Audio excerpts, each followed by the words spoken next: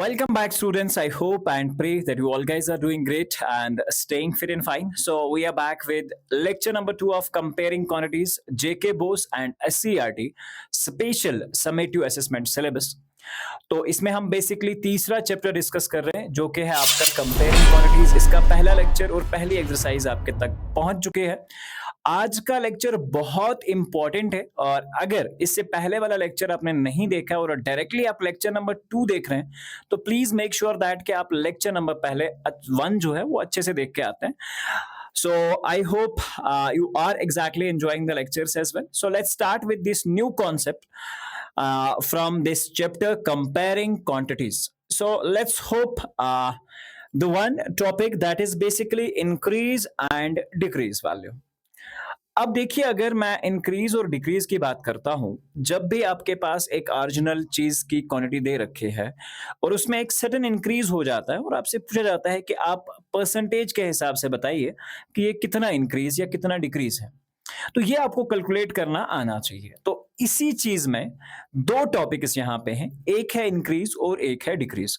तो पहले इनकी बेसिक्स को समझते हैं कि कैसे एक क्वांटिटी में इंक्रीज या डिक्रीज हम डिफाइन करते हैं और कैसे फिर उस इंक्रीज और डिक्रीज को हम अच्छे से कैलकुलेट भी कर सकता है। चलिए, पहली बात है कि अगर हमारे पास सिचुएशन रहेगा, एंड सिचुएशन क्या है ध्यान रखिएगा बहुत अच्छे से। If your situation is like कि अगर to find the percentage increase when the new value is greater than the original value. मान के चलो मेरी अभी की सैलरी 10,000 है। समझना कॉन्सेप्ट को बहुत अच्छे से।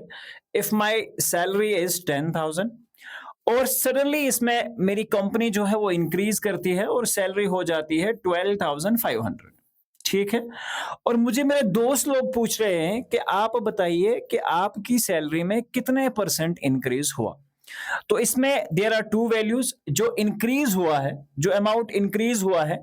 अब अगर आप ध्यान रखोगे इन दो अमाउंट्स में 12,500 था, इनिशियल अमाउंट 10,000 था, तो अगर इसका मैं डिफरेंस देख लेता हूं तो मेरे पास डिफरेंस आता है 2,500 का, क्योंकि इन दो का सब्ट्रैक्शन आप देखेंगे तो वो एक्चुअली चेंज जो है वो बेसिकली है 2,500 रुपीज के बराबर।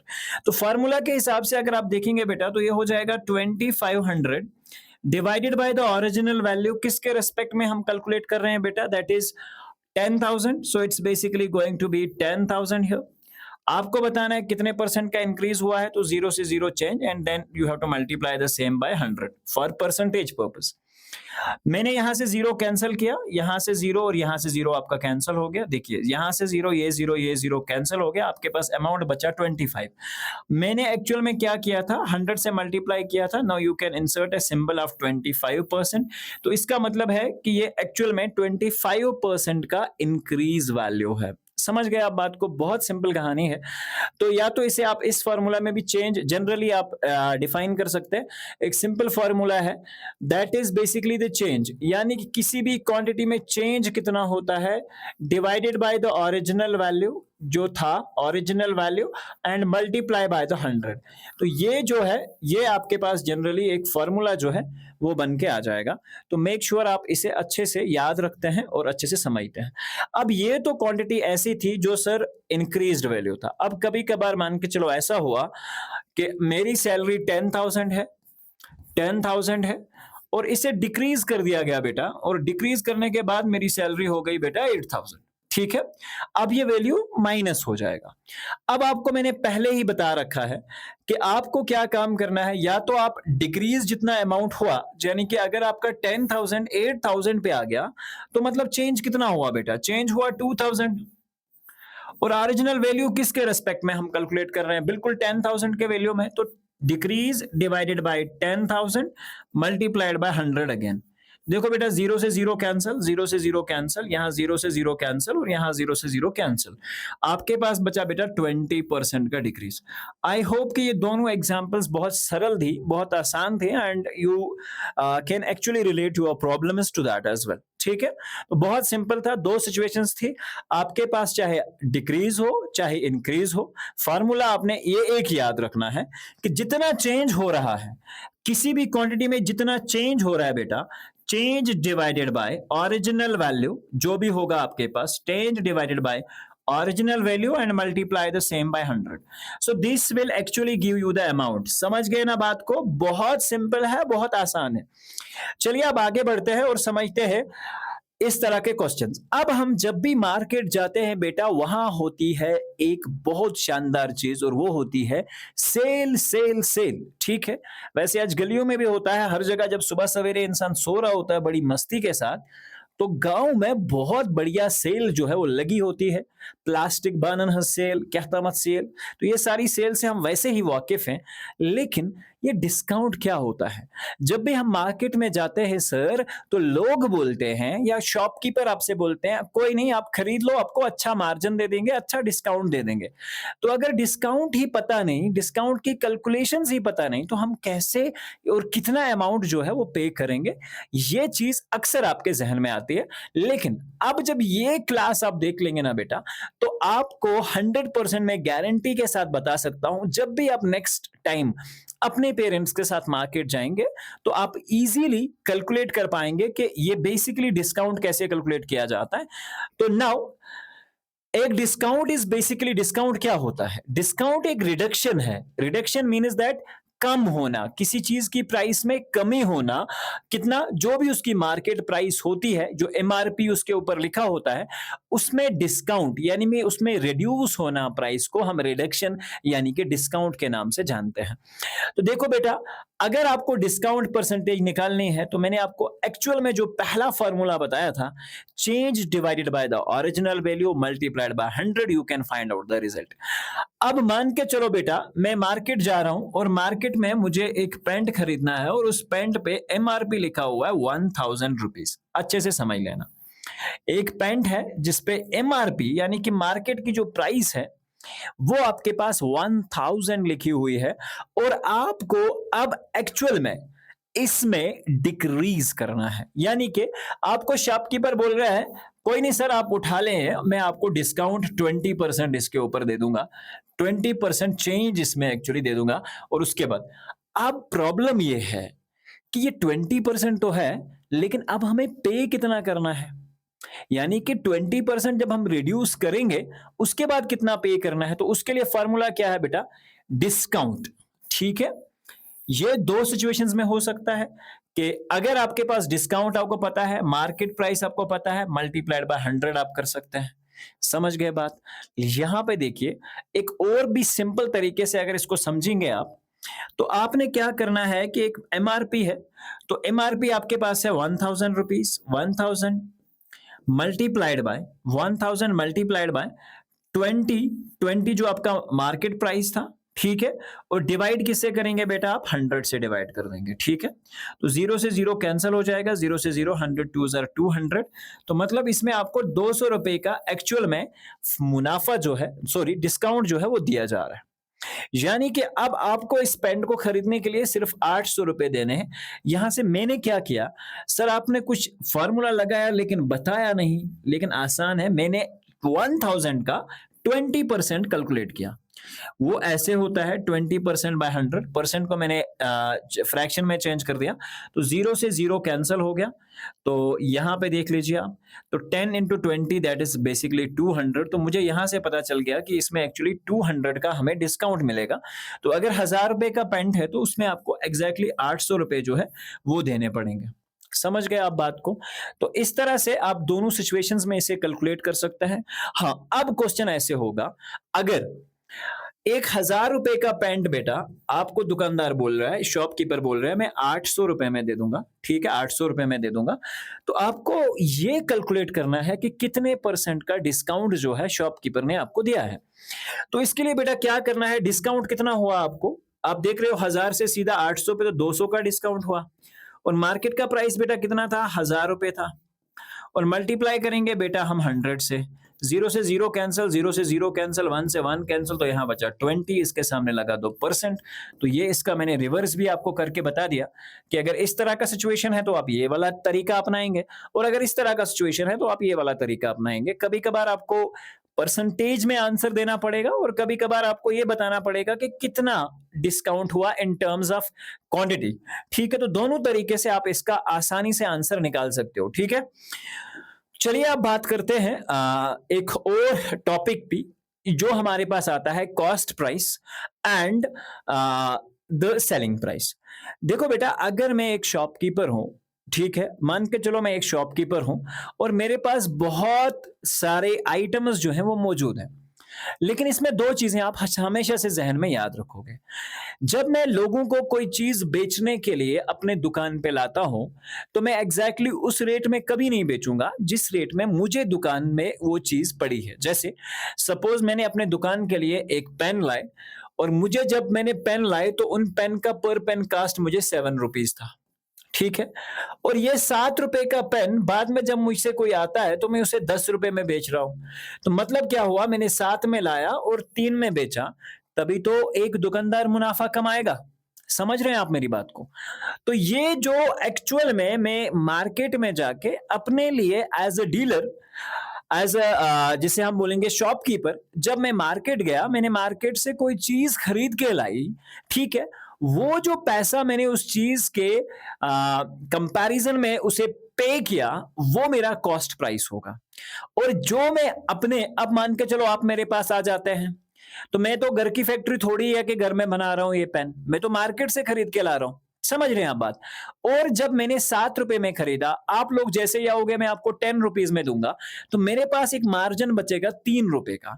तो ये 3 रुपए जो मेरे पास है ये प्रॉफिट हुए। अब बेटा, मैंने तो मार्केट से पेन खरीदा 7 रुपए का, और मैंने आपको बेच दिया बेटा ये 10 रुपीज में। जिस जिस क्वांटिटी में मैंने खरीदा वो मेरे लिए एक्चुअल में कॉस्ट प्राइस हो गया बेटा, और जिसे मैंने इसको बेच दिया, यानी कि बेचना मतलब सेल करना, तो ये मेरे लिए सेलिंग प्राइस हुआ। और हम हमेशा से कॉस्ट प्राइस को सीपी से डिनोट करते हैं और अपनी सेलिंग प्राइस को एसपी यानी कि सुपरिटेंडेंट ऑफ पुलिस से डिनोट करते हैं। ठीक है, समझ गए बात को? CP means the buying price, समझ गए बात? या ओवरहेड एक्सपेंसेस भी इसमें एक्चुअली होते हैं, तो वो will discuss that in a different part, in a different topic as well कि ओवरहेड एक्सपेंसेस क्या होते हैं। देखो, अब कभी कभार क्या होता है ओवरहेड एक्सपेंसेस में, मान के चलो मैंने एक मार्केट से पेन खरीदा 7 रुपए में, ठीक है, ये इसी की एग्जांपल ले रहा हूं, और जब मैं मार्केट से घर आ रहा था बेटा, तो मुझे कैरियर में, यानी कि जिस चीज में इन पेन को मैंने दुकान तक कैरियर किया, उस कैरियर ने मुझे बोला कि भाई आपके दुकान तक पहुंचाने के लिए मैं एक पेन का आपसे 1 रुपया चार्ज करूंगा। समझ रहे हैं आप बात? अब अगर मान के चलो मैंने तो साथ में ही खरीदा था, अपने दुकान तक पहुंचाने के लिए इसके ऊपर एक एक्चुअली मुझे 1 रुपए का किराया लग गया, तो ये मेरे लिए ओवरहेड एक्सपेंसेस हो गए। समझ गए आप बात? ये मेरे लिए ओवरहेड एक्सपेंसेस हो गए। और अब मैं क्या करूंगा, आपको ये 10 रुपए में बेचूंगा, तो अब मेरे पास बेटा कॉस्ट प्राइस 7 नहीं है, अब कॉस्ट प्राइस बेटा मेरे लिए 8 रुपए हो जाएगा। समझ गए आप बात? तो कॉस्ट प्राइस बेसिकली क्या होता है, एक तो आपकी बाइंग प्राइस होती है और प्लस ओवरहेड एक्सपेंसेस होते हैं जो मैंने आपको बता दिया। The selling price is basically the actual price for which an item is sold, यानी कि अगर अब मैंने इसको 10 रुपए में बेटा बेचा, तो इसका मतलब है मेरे लिए सेलिंग प्राइस कितना हो गया, सेलिंग प्राइस हो गया 10 रुपीज। ठीक है, now contrasting with the cost price CP, which is the price at which the seller basically acquires the item, यानी कि एक बेचने वाला कितने रुपए में इसे मार्केट से खरीद के लाता है, वो आपका कॉस्ट प्राइस हो जाता है। समझ गए बेटा बात? अब अगर बात करें हम इन एक्सपेंसेस की, प्रॉफिट एंड लॉस का कॉन्सेप्ट, ठीक है, ध्यान रखिएगा। अब मैंने देखा बेटा, अभी मैंने एक एग्जांपल लिया कि सपोज मेरे पास 7 रुपए का पेन था, ठीक है, उसे मैंने बेटा आप लोगों को 10 रुपए में बेच दिया, तो आप क्लियरली समझ सकते हो सर कि आपने 7 रुपए का एक पेन लाया और हमें आपने 10 रुपए में दे दिया, तो सर आपने जो 3 रुपए एक्स्ट्रा लिए, ये तो आपका प्रॉफिट हो गया सर, आपको तो साथ में ही मिला था, तो आपके पास ये तो प्रॉफिट है। लेकिन अगर मैं बेटा यही 7 रुपए का पेन आप लोगों को 5 रुपए में दे दूं, तो आप समझेंगे बेटा मैंने तो 7 रुपए में खरीदा था अपने लिए, मैंने यानी कि किसी सेलर को जो बेच रहा था, जिससे मैं खरीद के लाया हूं, उसको मैंने 7 रुपए दिए, आप आ जाते हो और मैं आपको ये 5 रुपए में बेच देता हूं। तो आप यहां से क्या समझेंगे, यहां से आप एक चीज समझ गए कि बेटा हमारे पास 7 से लेकर 5 का जो रिडक्शन है 2 रुपए का हुआ, तो यहां पे लॉस है। ये कंडीशन में लॉस है, क्योंकि मैंने खुद के लिए तो 7 में खरीदा, आप लोगों को 2 रुपए में, 5 रुपए में दे दिया और 2 रुपए का नुकसान हुआ मेरा यहाँ पे। तो अगर अब इसमें एक चीज का आप अच्छे से ध्यान रखिएगा कि अगर आपके पास बेटा कॉस्ट प्राइस जो है जिसमें आपने मार्केट से खरीदा है, if your cost price is less than selling price, अगर आपका कॉस्ट प्राइस जो है वो लेस देन है, यानी कि जिस प्राइस से आपने बेच दिया, ठीक है, उससे कम है, तो इस कंडीशन में क्या होगा? अगर देखो कॉस्ट प्राइस मान के चलो कब कम हो गया सेलिंग प्राइस से, तो सेलिंग प्राइस आपका कितना है? दो सिचुएशन है, या इसे और सिंपल तरीके से अगर हम समझने की कोशिश करें, देखिए बहुत सिंपल तरीके से बता रहा हूं। मान के चलो ये पहला केस ले लेते हैं, इसमें मेरा सीपी कितना था बेटा? कॉस्ट प्राइस कितना था? 7 रुपए था। सेलिंग प्राइस कितना था बेटा? सेलिंग प्राइस हमारा था 10 रुपए। और मैंने क्या देखा बेटा कि मेरा जो कॉस्ट प्राइस है ना सीपी, ये तो लेस देन है सेलिंग प्राइस से, ठीक है, ये सेलिंग प्राइस से छोटा है। और ये जब आपका कॉस्ट प्राइस छोटा होगा सेलिंग प्राइस से, तो ये हमेशा प्रॉफिट का केस है बेटा। This is always a profit case. समझ गए आप बात? लेकिन अगर आपका कॉस्ट प्राइस ज्यादा हो जाएगा सेलिंग प्राइस से, ठीक है, तो वो आपका लॉस का केस है। सेकंड केस का देखो, मैंने खुद के लिए पेन लाया 7 रुपीज का, आपको दे दिया 5 रुपए में, तो ये बेटा मेरे लिए कॉस्ट प्राइस था और ये बेटा मेरे लिए सेलिंग प्राइस था। और मैंने क्या देखा? Now here in this case cost price is greater then selling price, और अगर ये कॉस्ट प्राइस सेलिंग प्राइस से ज्यादा है तो बेटा इस केस में लॉस की कंडीशन है। तो आप समझेंगे कि कब लॉस होता है और कब प्रॉफिट होता है। तो इसे आप अलग तरीके से अगर याद रखना चाहें तो when your selling price is greater than cost price and it is calculated as profit, selling price में से आप निकालोगे तो आपका लॉस निकल के आ जाएगा। Second is if cost price is greater then selling price, जो कि मैं अभी आपको यहां समझा रहा था, तो ये आपका लॉस वाला केस है। विद द एग्जांपल आप दोनों चीजें समझ चुके हैं। Now will move with the next concept. और नेक्स्ट कॉन्सेप्ट क्या है हमारे पास बेटा? देखते रहिए। अब हमारे पास आते हैं फाइंडिंग ऑफ टैक्सेस। देखो बेटा टैक्स क्या होता है। अब generally overall one nation one tax में जीएसटी आपको मालूम है कि हमारे यहाँ 2017 में लॉन्च हो गया था। तो ओवरऑल में अगर देखें, हम जो भी चीज मार्केट से खरीदने जाते हैं उसका एक प्राइस है, और प्लस हमको शॉपकीपर बोलता है कि सर इस पे जीएसटी लगेगा, 28% नॉर्मल होता है या 18% का जीएसटी लगता है, तो वो आपको एक्स्ट्रा देना पड़ता है। अब वो हम कैसे कैलकुलेट करते हैं? उनको टैक्सेस कहा जाता है। इससे पहले हमारे यहाँ बहुत सारे सिंपल टैक्सेस थे, जैसे हमारे पास वैट है, ठीक है, वो एक टैक्स था। But here now sales tax क्या होता है? अ कंजप्शन बेस्ड टैक्स है imposed by the government on the sale of goods. जो सेल्स है, जो ये फैसिलिटीज गवर्नमेंट हमें प्रोवाइड कर रही है, इसके लिए वो टैक्स चार्ज करता है। And services calculated as percentage of the purchase price and collected by the seller at the point of sale. और ये बेसिकली कौन कलेक्ट करता है? जो आदमी बेचता है, वो एक्चुअली इसको कलेक्ट करता है और गवर्नमेंट को पे करता है। देखिए कैसे। अगर बेटा मेरे पास सेल्स टैक्स है, ये सेल्स टैक्स है, and cost of the item जो भी होगा multiplied by the sales tax. अब समझते हैं सेल्स टैक्स क्या होता है।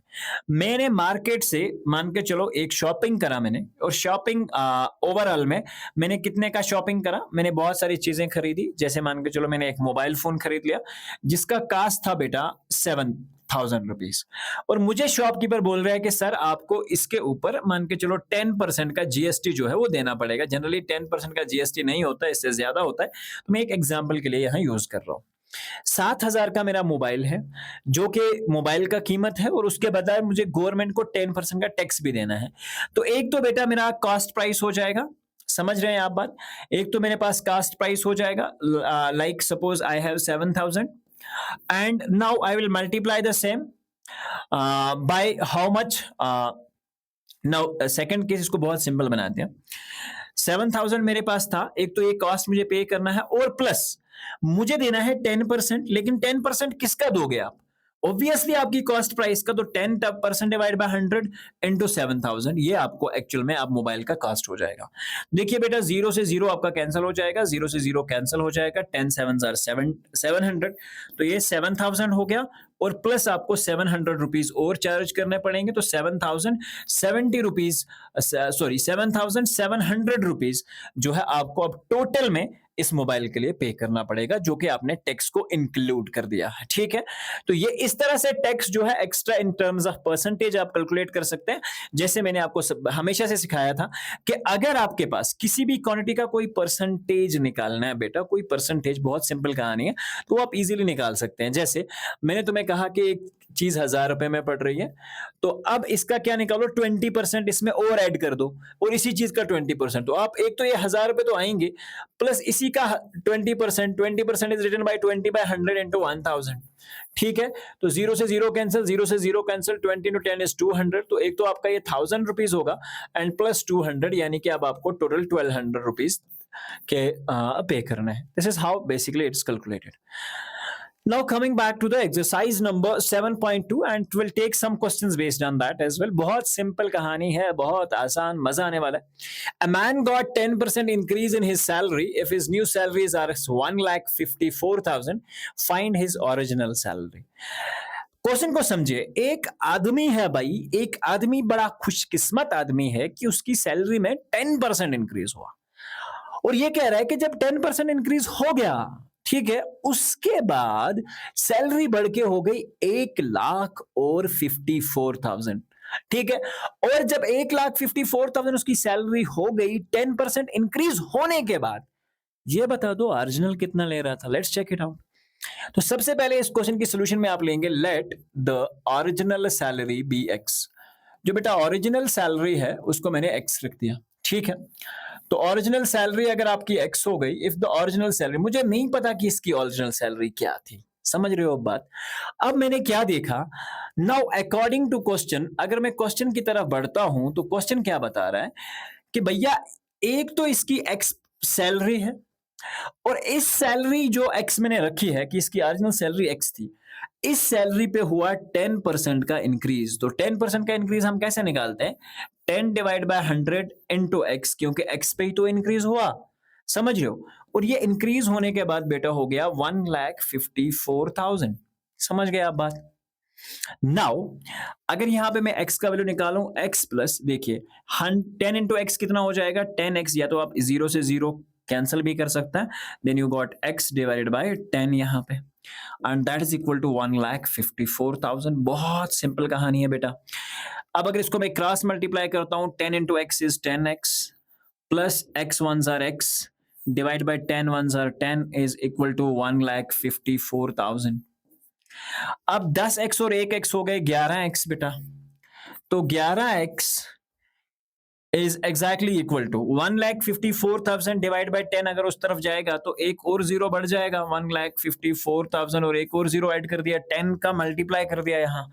तो बेटा x आपका किसके बराबर हो गया, 1,54,000, सॉरी इट्स नॉट नो 1,54,000।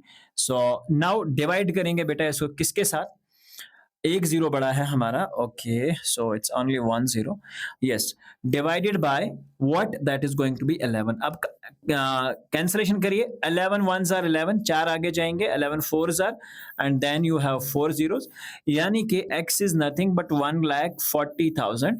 और ये बेटा उसकी ओरिजिनल सैलरी थी, this was basically the original salary, यानी कि 1,40,000 जो है वो उसकी ओरिजिनल सैलरी थी। और इसे आप इस तरीके से कैलकुलेट कर सकते हैं, and I hope it's done. So on Sunday, 845 people went to the zoo, and on Monday, only 169 people went to the zoo. What is the percent decrease in the people visiting the zoo on Monday? जैसा कि question हमें बता रहा है कि 845 people ऐसे हैं जो कि संडे के दिन एक्चुअली विजिट करते हैं एक जू में, और मंडे के दिन फिर 169 पीपल ही जाते हैं। हमें ओवरऑल में डिक्रीज बेसिकली फाइंड आउट करना है कि कितने परसेंट का डिक्रीज जो है वो एक्चुअल में हुआ है। तो इसके लिए हम क्या काम करेंगे, अच्छे से आप ध्यान रखेंगे। सबसे पहले हम चेंज या डिक्रीज जो है वो हम फाइंड करेंगे। डिक्रीज कितना हुआ बेटा, ध्यान रखना अच्छे से। 845 पीपल थे, उनमें से 169 जो है वो विजिट कर रहे हैं, तो इसका आंसर कितना आएगा, माइनस करने के बाद आएगा 676। तो ये डिक्रीज हुआ। अब अगर ओवरऑल में हम बात करेंगे, मेरे पास जो टोटल मैंने आपको लॉजिकल फॉर्मूला बताया था कि चेंज कितना हुआ, जब भी परसेंटेज आपको फाइंड करनी है, change bye original value multiplied by 100। तो चेंज कितना है बेटा, 676 है, डिवाइडेड बाय ओरिजिनल वैल्यू कितना था हमारे पास 845 एंड देन मल्टीप्लाइड बाय 100। समझ गए? तो ये कितना आ जाएगा 676 एंड मल्टीप्लाइड बाय 100 तो 67600 आ जाएगा डिवाइड बाय 845। समझ गए बात? नाउ अगर हम बात करें 845 80s are 8s are 6760 and then 0s are 0 तो ये आ जाएगा हमारे पास 80%। यानी कि this decrease from 845 to 169 people this was exactly कितना था ये 80% था। बहुत सिंपल सा क्वेश्चन है। Now moving with the next question. A shopkeeper buys 80 articles for rupees 2400। एक शॉपकीपर है 80 आर्टिकल्स यानी कि कुछ ऐसी 80 चीजें वो खरीदता है जिसका टोटल कास्ट है 2400 और उन्हें बेचता है एट अ प्रॉफिट ऑफ 16%। आप ये बताइए selling price of one article. Now हम इसको बहुत सिंपल तरीके से करते हैं। Cost price of 80 articles, cost price of 80 articles, 80 articles का कॉस्ट प्राइस कितना है 2400। उसके बाद अगर हम cost price of one article निकालेंगे, cost price of one article कितना होगा बेटा? शाबाश। Cost price of one article होगा 2400 डिवाइडेड बाय 80। बहुत सिंपल, 0 से 0 कैंसिल, 8 4 जार 8 3 जार 24, 8 0 जार 0 यानी कि 30 rupees is the cost of one article. Now अगर हमारे पास एट ए 16% प्रॉफिट इसे बेचा गया है तो हमारे पास जो सेलिंग प्राइस होती है, selling price is exactly your cost price plus profit percentage. ठीक है, प्लस आपका प्रॉफिट कितना हुआ है। तो सबसे पहले हम क्या करेंगे, कॉस्ट प्राइस कितना है हमारे पास 30 प्लस प्रॉफिट, और प्रॉफिट परसेंटेज कितना है हमारे पास, इट इज एग्जैक्टली 16%, तो it's gonna be 16 by 100 and then multiplied by the cost price that is basically 30। देखिए 0 से 0 कैंसिल हो जाएगा, आपके पास बचेगा 30 प्लस 10, 16 डिवाइड बाय 10 हो जाएगा 1.6 इंटू 3, तो 1.6 इंटू 3 आता है 4.8, तो ये हो जाएगा 30 प्लस 4.8, तो आपका आंसर होगा 34.8 is the selling price of one article. तो बहुत सिंपल है। इसको एक और अप्रोच भी है कि अगर आप इनका 2400 का ही डायरेक्टली आप कास्ट प्राइस निकालते हैं देन सेलिंग प्राइस निकालते हैं, यानी कि 2400 को आप इस तरह से करेंगे इंटू 16% निकालेंगे। ठीक है, उस तरीके से भी इस क्वेश्चन को किया जा सकता है, but this is the common easier way of doing the same. Now moving with question number 4। बहुत सिंपल सा और बहुत आसान सा क्वेश्चन है। हमारे पास the cost of an article was 15,500। बहुत आसान क्वेश्चन है। And then RS 450 was spent on its repair. इसको रिपेयर करने में 450 और खर्चा किया कंपनी ने, और उसके बाद इसे सोल्ड किया एट अ प्रॉफिट ऑफ 15%। आपको बताना है कि कितने प्राइस में इन लोगों ने इसे बेचा होगा। तो सबसे पहले मैंने आपको कल बेसिक्स के अंदर इसी टॉपिक में बताया था कि अगर कॉस्ट प्राइस की हम बात करते हैं तो कॉस्ट प्राइस हमारे पास किसके बराबर होता है?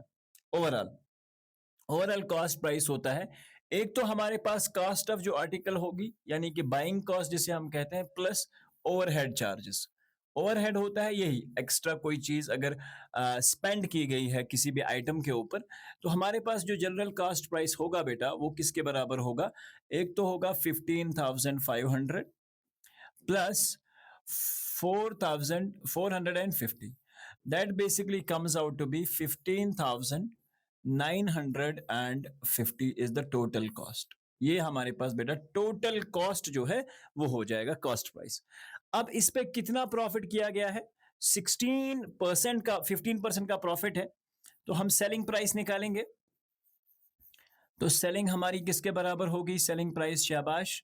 Selling price will exactly be equal to, एक तो 15,950 तो ऑब्वियसली आने हैं वापस, प्लस कितने परसेंट का इंटरेस्ट रेट है, प्रॉफिट है 15% का, that is 15 by 100 multiplied by the same amount 15,950। समझ गए आप बात को? बहुत सिंपल कहानी है, 0 से आपका 0 कैंसल हो जाएगा। यू विल गेट 15950 प्लस, देखिए ये 15/10 को मैं लिखता हूँ 1.5 इंटू 159 एंड 5। ठीक है? बहुत सिंपल तरीके से इसका हम सॉल्यूशन जो है वो फाइंड आउट करने की कोशिश करते हैं। देखिए 5 से मल्टीप्लाई करते हैं, 5 5s are 25, 5 9s are 45 and 2 is 47. Then again 5 5s are 25, 25 and 4 is 29, 1 carry, 4 2 carry, 5 1s are 5 and 2, ये आएगा 7975। उसके बाद 1 5s are 5, 1 9s are 9, 1 5s are 5 and 1 1s are 1। ठीक है, तो 1595। अब इसको ऐड कर देते हैं, 5 यहाँ पे 7 5 is 2, 1 carry, 9 9 is 18 and 1 is 9, तो 7 5 is 12 and 1 is 13, 2 1 3, 23 और डेसिमल पॉइंट एक के बाद है तो आंसर आएगा 2392.5।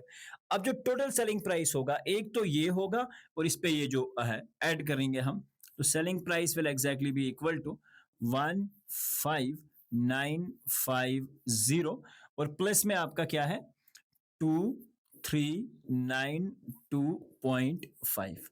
तो ये टोटल कितना हो जाता है बेटा, 5 का 5 आपका 2 रहेगा, 9 and 5 that is going to be 14, 1 carry, 9 3 12 and 1 is 13, 5 2 7 and 1 is 8। तो ये आ जाएगा आपके पास टोटल प्राइस जो कि है 18,000 और यहाँ पे आपका डेसिमल पॉइंट रहेगा 18,340.42.5। समझ गए बात? तो ये आपका क्वेश्चन नंबर 4 हो गया। चलिए अब बात करते हैं क्वेश्चन नंबर 5 की।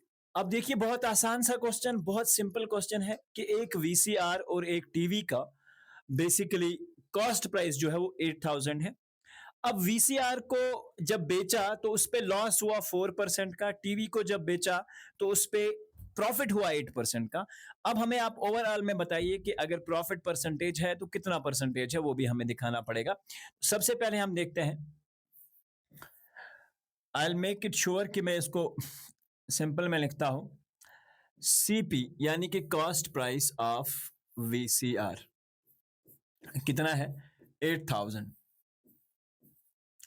और 8,000 पे कितना लॉस हुआ है बेटा, 4% का लॉस हुआ है। तो हम क्या करेंगे, 8,000 it means that selling price किसके बराबर हो जाएगा बेटा, सेलिंग प्राइस जो है हमारे पास, सेलिंग प्राइस किसके बराबर आएगा, ध्यान रखना अच्छे से, 8,000 माइनस 4% ऑफ 8,000 दैट इज 4% कितना हो गया, 4/100 मल्टीप्लाइड बाय 8,000। समझ गए बेटा?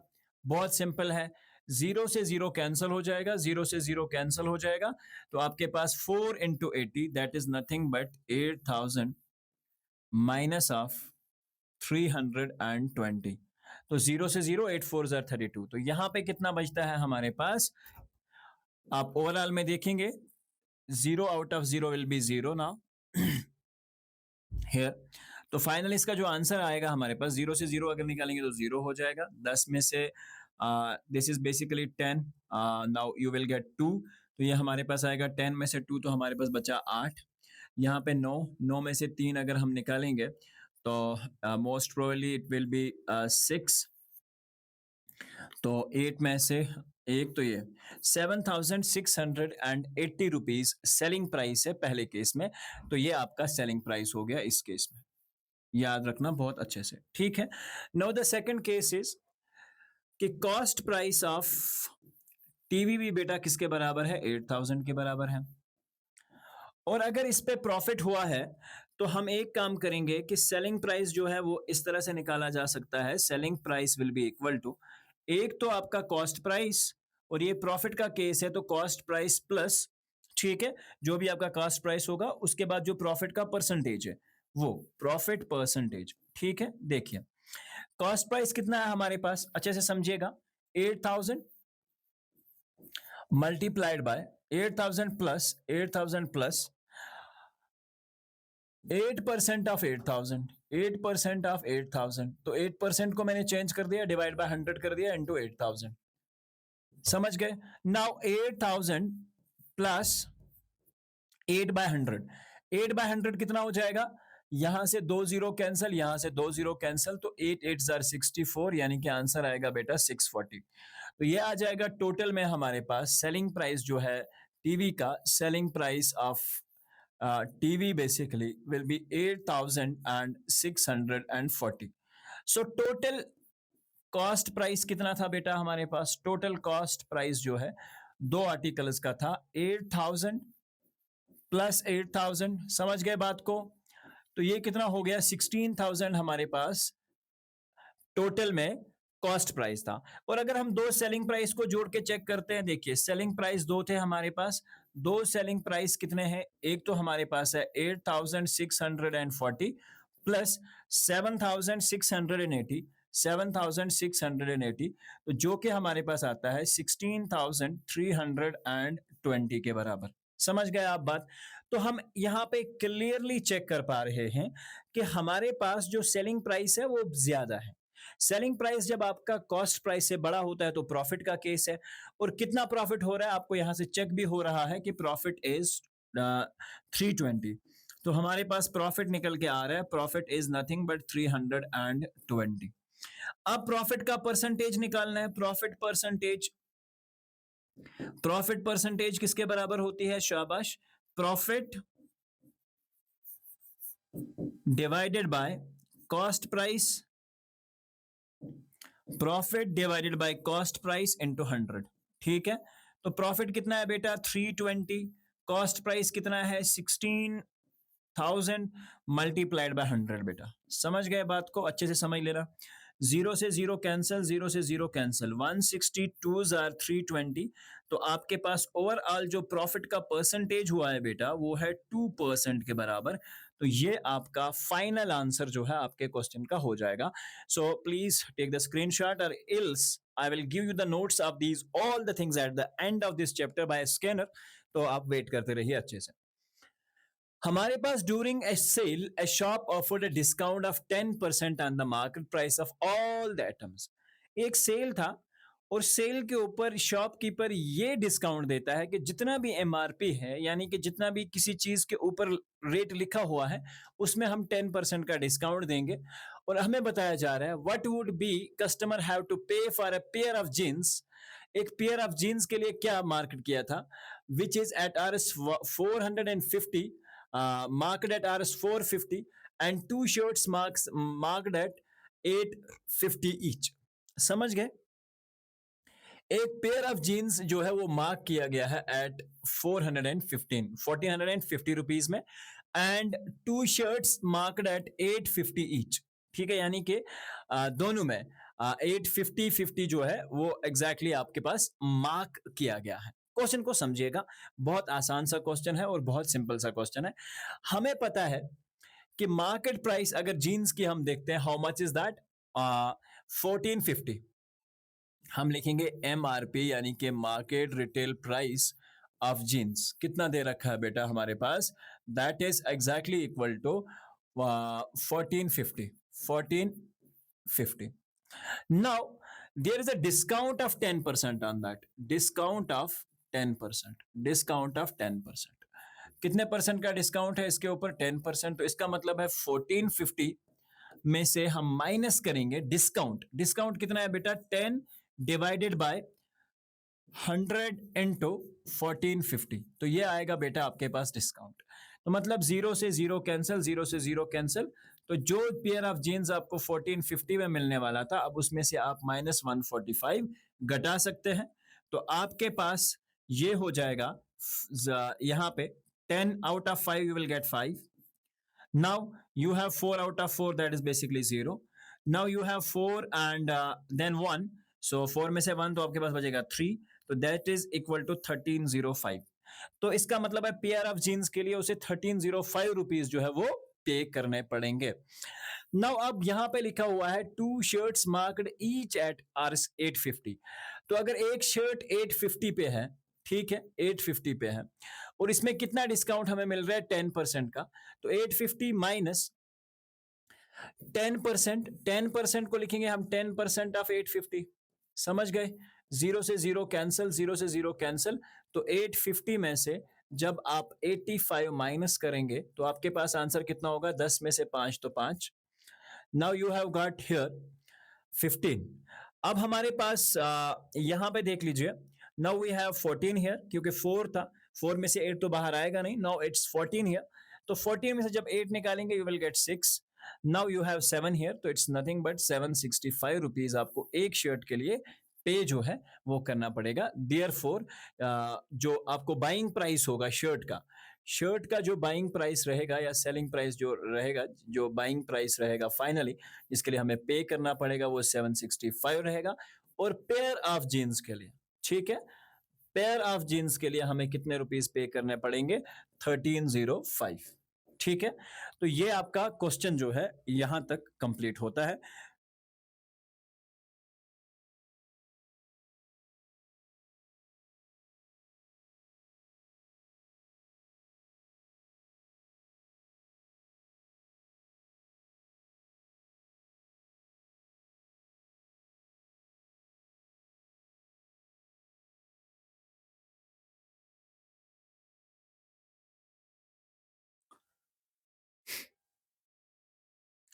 अब हम ये देखेंगे फाइनली कि अब टोटल जो पेमेंट करनी है वो कितनी होगी। देखिए, एक तो टोटल जो पेमेंट करनी पड़ेगी एट द एंड वो होगी हमारे पास, क्योंकि क्वेश्चन में total payment at the end हमें बतानी है।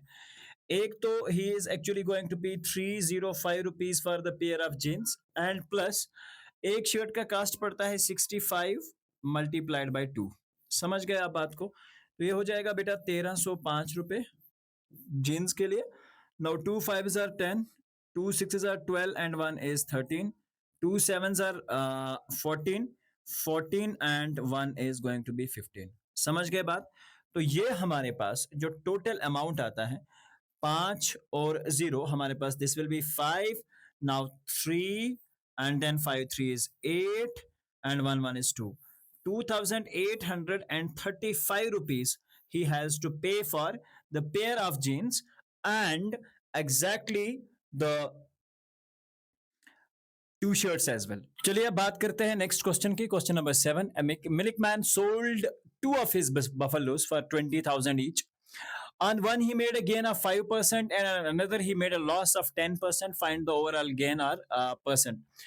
देखो, अगर ओवरऑल में देखेंगे तो हम ध्यान रखेंगे कि कॉस्ट प्राइस कितना दे रखा था मेरे पास। Cost price of buffalo, cost price of each buffalo, cost price, sorry, I'll make it more simpler by doing this। हमें सेलिंग प्राइस दोनों का दे रखा है, तो मैं यहां से स्टार्ट करता हूं। Let the cost price of one be x. ठीक है, let the cost price of one buffalo be x. ठीक है, एक का कॉस्ट प्राइस मैंने एक्स रख दिया। ठीक है, जो पहले वाले है, तो अगर इसको मैंने एक्स रख दिया तो कुछ प्राइस होगा एक्स जिसपे गेन हुआ होगा 5% का। समझ रहे हैं आप? और अगर गेन 5% का हुआ है एक्स प्लस 5% ऑफ एक्स, तो ये हो जाएगा 5% ऑफ एक्स। और ये किसके बराबर निकल के आ रहा है? 20,000 के बराबर निकल के आ रहा है। यानी कि एक गाय का कॉस्ट था, उस पर प्रॉफिट बचा के ऐड करके 20,000 में बेच दिया। So it will be like x plus 5% means 5 by 100, or I can write it as 5x by 100। 5% of x means 5x by 100, that is equal to 20,000। अब मेरे पास क्या हो जाएगा? 100 इंटू एक्स कितना हो जाएगा? 100x प्लस एलसीएम देख के अगर देखोगे 100 into x is 100x plus of 5x whole divide by 100। तो यहाँ पे क्या हो जाएगा आपके पास? 2 0 0 एंड 0, 20,000। ठीक है, तो ये हो जाएगा हमारे पास 105x इज इक्वल टू, यहां पे आप अच्छे से ध्यान रखिएगा, 2000 and this 100 once you actually go here it is actually coming out to be 2 with then 6 zeros। तो x का वैल्यू आपके पास आ जाएगा 2 with this and now 105 divided by, तो ये आ जाएगा आपके पास अराउंड 19,047.6। ठीक है, तो ये इसके अराउंड जो है टोटल कॉस्ट जो है आपके पास बन के जो है वो आ रहा है। अब अगर दूसरी बफलो की हम बात करें, जो दूसरी वाले है, लेट उसका कॉस्ट हम किसके बराबर लगते हैं? Late the cost of another buffalo, cost price of जो दूसरी वाली है another buffalo will be y. Let's say it's y. So y पे नुकसान हुआ कितने का? 10% का. तो 10% of y minus 10% of y can be written as 10 by 100 exactly is equal to 20,000. So यहां से कितना हो जाएगा? 100y minus 10y, तो ये हो जाएगा 90 of y is equal to 2000. And then जो डिनोमिनेटर में 100 है वो मल्टीप्लाई करेंगे तो 2 और जीरोस इंक्रीज हो जाएंगे, तो y will exactly be equal to 20 with 6 zeros dividing same by 90. 0 से 0 पहले ही कैंसिल हो जाएगा. Now 9 2s are 18, again 9 2s are 18, again 9 2s are 18, again 9 2s are 18, again 9 2s are 18.22. इस तरह से आप रख सकते हैं. तो दूसरी बफेलो का जो कॉस्ट प्राइस था वो बेसिकली था बेटा 22,222.22 रुपीज. तो ये दोनों का आपके पास कॉस्ट प्राइस मैंने आपको बता दिया. एक का इतना था और एक का इतना था. अब देखिए, अगर दोनों बफेलोज का सेलिंग प्राइस जो हम देखते हैं और कॉस्ट प्राइस देखते हैं, let's find it out now. अगर मैं दोनों का कॉस्ट प्राइस और सेलिंग प्राइस चेक करता हूं, now moving with that, now यहां पे हम इस चीज को देख लेते हैं. अब दोनों का हमारे पास कॉस्ट प्राइस आ चुका है और कॉस्ट प्राइस कितना है? देखिए, सेलिंग प्राइस दोनों का था SP वाज 20,000 प्लस 20,000. ठीक है, तो ये दोनों का जो प्राइस था वो किसके बराबर होगा? तो selling price is nothing but exactly equal to 40,000.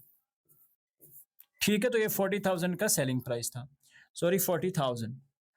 तो जब ये 40,000 का सेलिंग प्राइस है, अब कॉस्ट प्राइस कितना हो जाएगा? देखिए, कॉस्ट प्राइस कितना है हमारे पास? एक का कॉस्ट प्राइस तो निकाला हमने 190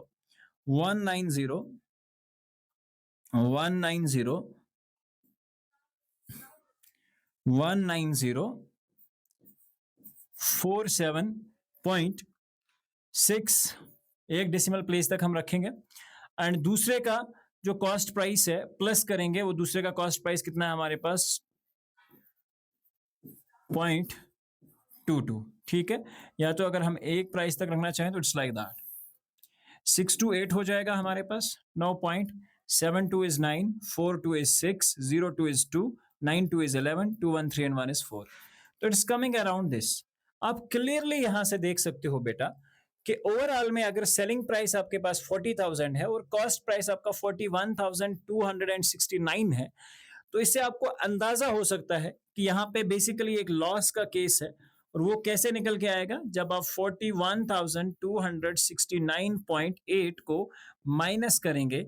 कितना माइनस होना चाहिए? कितना माइनस होना चाहिए? ध्यान रखिएगा अच्छे से. कितना माइनस होना चाहिए?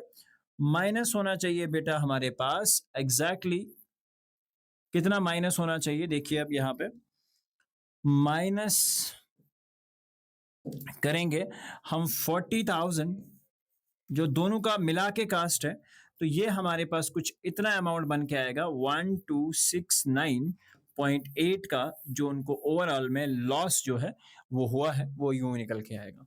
सो this is going to be the answer of question number 7. Let's move with the next part here. And what is the next part? The price of a TV is 13,000. Price जो है TV is 13,000. The sales tax charged on it is at the rate of 12%. Find the amount that Fahim will have to pay if he buys it. ठीक है. Now suppose the cost price is exactly 13,000. ठीक है. And then there is a tax charge. Tax कितना charge किया गया है इसके ऊपर? 12% का. तो टोटल 12% इसके ऊपर टैक्स है. तो टोटल जो प्राइस हो जाएगा वो कितना होगा हमारे पास? बहुत सिंपल तरीका है इस क्वेश्चन को करने का. Total price will B 13,000. एक तो ये देना पड़ेगा प्लस 12% टैक्स देना पड़ेगा. तो 12% ऑफ व्हाट? 12% ऑफ 13,000 ये एक्स्ट्रा देना पड़ेगा. 2 जीरो से 2 जीरो कैंसिल हो जाएंगे और यहां पे बचेगा आपके पास एक तो 13,000 आप देंगे ही देंगे, प्लस आपको देना पड़ेगा ये एक्स्ट्रा अमाउंट जो है, that is nothing but 12 multiplied by 130. तो ये आपके पास आ जाएगा 0. Now 12 zeros are 0. Now 12 threes are 36. तो 3 carry 12 ones are 12 and 1. It's around 1560 rupees. तो 1560 रुपए आपको और देने पड़ेंगे एज टैक्स, जो अब हम दे रहे हैं. तो ये टोटल आ जाएगा 14,000, यानी कि 14, 13 and 1, 14,560 rupees will be the total जो आपकी सेलिंग प्राइस यानी कि बाइंग प्राइस होगी फहीम के लिए. जब वो ये खरीदने जाएगा तो इतना अमाउंट जो है बेटा उसे एक्चुअल में पे जो है वो करना पड़ेगा. समझ गए बात को? So this is how basically these simple calculations are exactly made. Is it right? Now moving with the next part here, next question is Akram bought a pair of skates at a sale where the discount given was 20%. If the amount he pays is rupees 16,000, find the marked price. समझ रहे हो? Let the marked price be x. बहुत simple तरीका है इस question का. Let the marked price be x. मैं ये कह रहा हूं कि जो marked price था वो x था, मुझे नहीं पता है कि वो कितना था. अब उस मार्केट प्राइस पे कितना उसको डिस्काउंट मिला है 20%. तो मैंने लिखा है इसको ऐसे, according to question x is the market price. इसमें माइनस करेंगे हम इसी के ऊपर जो 20% इसे दिया गया था. So that is 20x by 20% of x can be written as 20 by 100 into x. तो जिसे मैं लिख रहा हूं 20x. He has finally paid 1600 rupees. समझ रहे हो?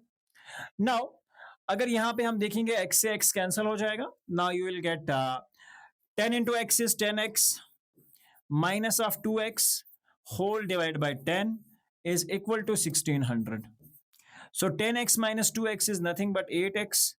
8x is equal to 1600 और ये वाला 10 उस तरफ मल्टीप्लाई होगा तो एक जीरो और एक्स्ट्रा हो जाएगा. तो x will be equal to 16,000 divided by 8. 8 twos are and zeros are and zeros are and zeros are. So इसका मतलब ये हुआ बेटा कि x यानी कि market price was actually 2000 for the shoes, जिसके लिए उसे 20% का डिस्काउंट मिला है और उसने फाइनल उसके लिए जो है 1600 रुपीज दिए हैं. ठीक है. Now I purchased a hair dryer for rupees 5400 including 8% VAT. इसमें इंक्लूडेड है 8% VAT. Find the price of VAT was added. Now let the price before the weight was added is let the price before VAT. ठीक है, यानी कि wait लगने से पहले VAT का जो प्राइस है वो लगने से बिफोर वैट bx. उससे पहले ये x था. अब जब ये x था प्लस कितना वैट लगा इसके ऊपर बेटा 8% का लगा, तो it will be 8% of VAT.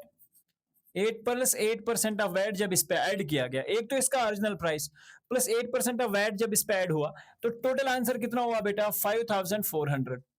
Now x, अब अगर हम बात करेंगे x की तो x plus 8% of x can be written as 8x by 100. बहुत सारे क्वेश्चंस में आप ये कर चुके हैं हम, तो you have the idea now. 5400. Now 100x plus 8x कितना हो जाएगा आपके पास 108x divided by 100 is exactly equal to 5400. समझ गए बात को? And second case here is कि अगर मैं x का वैल्यू यहां पे फाइंड आउट करने की कोशिश करूंगा तो it will B 5400 divided by, एक तो ये 100 जो डिनोमिनेटर में ये मल्टीप्लाई हो जाएगा तो ये it will be like this and whole divided by this 108. तो ये कुछ यूं हो जाएगा 108. समझ गए आप बात को? देखिए अगर यहां हम कैंसिलेशन की बात करते हैं 4 2s are 8, 4 7s are 28, तो ये 27 से कैंसिल हो जाएगा. नाउ 4 25s are, तो ये आपका कुछ यूं कैंसिलेशन करके आ रहा है. Now you have x is equal to 5400 being multiplied by 25 and whole divided by 27. ठीक है. तो 27 2s are बेटा कितना हो जाएगा 54, zeros are 0. Now you have x exactly equal to 200 multiplied by 25.